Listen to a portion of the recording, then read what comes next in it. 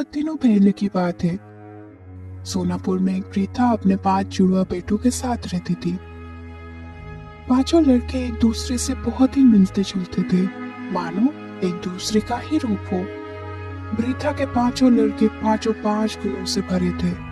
पहला बेटा सामू, जो कि तालाब का पानी पूरा का पूरा मुंह के अंदर भर सकता था, वो भी 7 मिनट के लिए। दूसरा बेटा रामू, जो कि अपना पैर बहुत लंबे कर सकता था। तीसरा बेटा जोधू, जिसका पीठ लोहे की तरह सख्त था। चौथे बेटे का नाम मधु था, उसे आग से कोई भी हानि नहीं पहुंचती थी। और सबसे छोटे बेटे का नाम था लालू, वो अपना सांस को पूरे 1 दिन के लिए रोक सकता था। पांचों भाई दिखने में एक जैसे ही थे, बस उनकी माँ भानुमति ही जानती थी इनमें से कौन कौन है। पांचों भाई आधी रात को मछलियां पकड़ने जाया करते थे।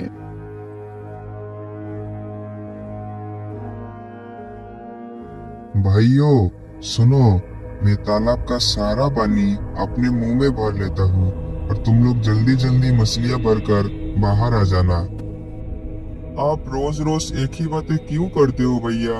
क्या हमने कभी भी 1 मिनट का भी देरी किया है? हम तैयार हैं भैया।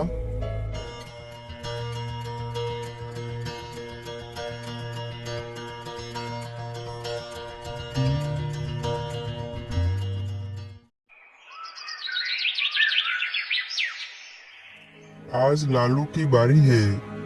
छोटा भाई, तुम इस मछलियों को लेकर बाजार जाओ। ठीक है भैया।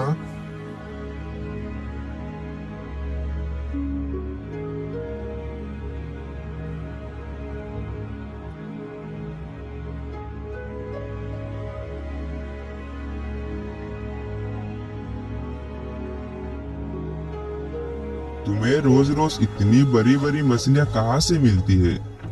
हमें बताओ तो, हमें क्यों नहीं मिलती? हाँ, तुम जरूर कोई जादू टोना करते हो ना? नहीं नहीं, तुम्हें बताना ही पड़ेगा। तुम रोज इतनी बड़ी बड़ी मछलियाँ कहाँ से लाते हो? तुम्हें बताना ही पड़ेगा।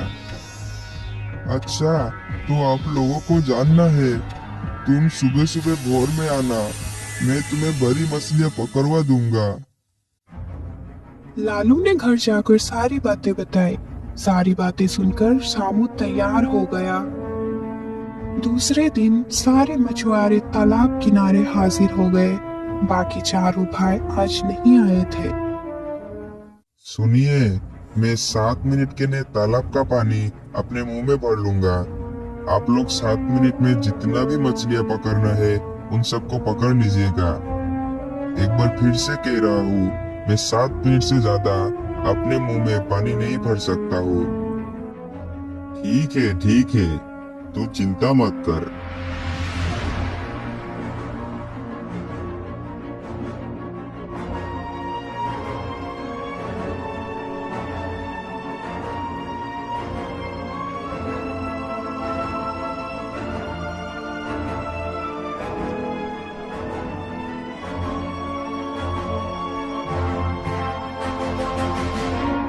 गांव में हाहाकार मच गया और मछुआरों के परिवार वालों ने राजा से सामू की शिकायत कर दी। सारी बातें सुनकर राजा ने शामू से कहा, क्या उनकी बातें सच है शामू? तुमने अपने मुंह से पानी बाहर छोड़कर इतने सारे लोगों को दबाकर मार डाला। हाँ, ये सच है महाराज, ये सच है। पर अगर मैं पानी नहीं छोड़ता तो फिर मेरा गला फट जाता और मैं मर जाता। मैंने उनसे बार बार कहा था कि मैं पानी को 7 मिनट से ज्यादा अपने मुंह में रोक नहीं सकता, पर उनमें से किसी ने भी मेरी बात नहीं मानी। इसलिए मजबूर होकर मुझे तालाब का पानी छोड़ना पड़ा और इसीलिए इस तरीके का घटना घट गई है महाराज। इतने सारे लोगों का मृत्यु का उत्तरदायी मैं तुम्हें ही मानता हूँ। तुम्हें तालाब का पानी में डुबाकर मारा जाएगा। तुम्हारी अंतिम इच्छा क्या है बताओ? महाराज, जब मरना ही है तो मैं कोई भी विरोध नहीं करूँगा। बस मरने से पहले एक बार मैं अपने माँ से मिल लेना चाहता हूँ। ठीक है, ऐसा ही होगा।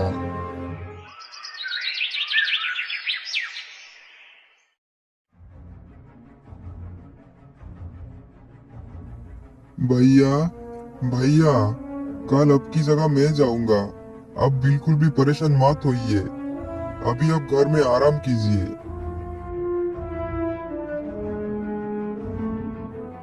रामू तालाब में डूब के मरने के लिए आ गया। पूरे राज्य के प्रजा भी इस सजा को देखने के लिए आए थे। अरे ये क्या, तुमने तो कल लाल कमीज पहनी थी, आज नीली कमीज पहनकर क्यों आए हो? माँ का आदेश था महाराज। मैं अपने माँ का हर एक बात मानता हूँ। अब मैं आपका आदेश पालन करने जा रहा हूँ।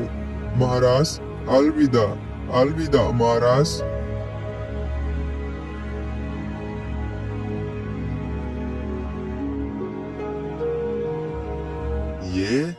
ये कैसे हो गया?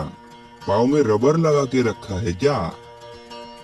तालाब का पानी तो शामू का कुछ भी नहीं बिगड़ पाया। लगता है वो कुछ जादू टोना जानता है।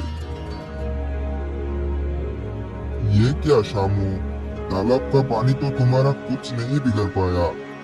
अब तुम्हारा गर्दन मेरा जल्लाद काटेगा। बोलो बोलो, तुम्हारी अंतिम इच्छा क्या है? कल पूरी रात मेरी माँ रोई है महाराज। मैं बस जरा माँ को देख आऊं महाराज। इसके अलावा मेरी और कोई भी इच्छा नहीं है। ठीक है, ऐसा ही होगा। अब कल सुबह ही तुम्हारी गर्दन काटी जाएगी।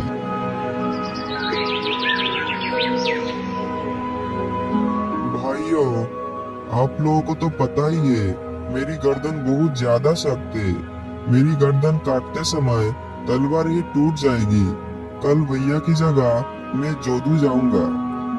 बेटा, हर वक्त अपने कान खुले रखना, ठीक है? माँ, आप हमारे लिए परेशान मत होइए।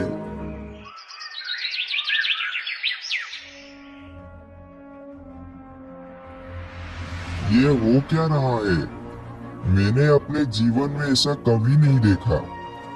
प्रजागण सुनिए, कल शामू को आग में जलाकर मारा जाएगा।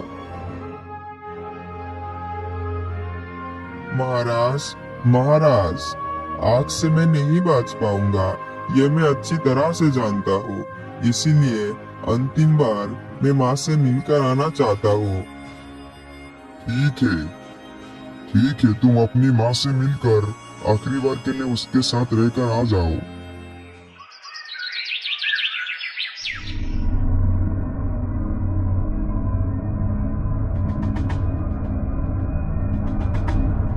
ये कैसे हुआ? आखिर ये क्या मामला है? पानी में डुबाया तो पैर लंबा हो गए, सर कटने गया तो तलवार टूट गए। ये शामू कोई जादू टोना जानता है। अरे ये सब क्या हो रहा है? मुझे तो कुछ भी समझ नहीं आ रहा। ये क्या?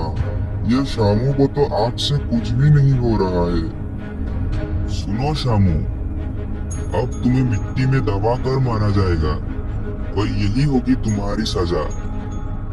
दया करके मुझे आखिरी बार के लिए मेरी माँ से मिलने का अनुमति दीजिए महाराज। मुझे मेरी माँ का बहुत ज्यादा याद आ रहा है। ठीक है, आखिरी बार के लिए मैं तुम्हें अनुमति देता हूँ। आज तुम अपनी माँ से मिल लो, फिर कल सुबह ही तुम्हें मिट्टी में दफन कर दूंगा।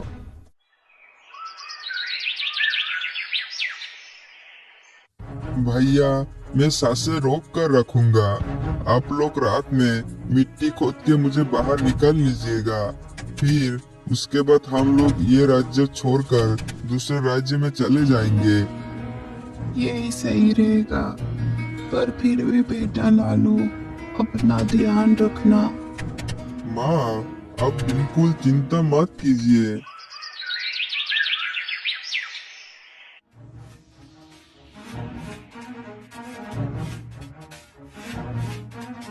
महाराज, इसके अंदर जो भी भूत था उसे मैंने भगा दिया। अब अभी इसे मिट्टी में दबा सकते हैं।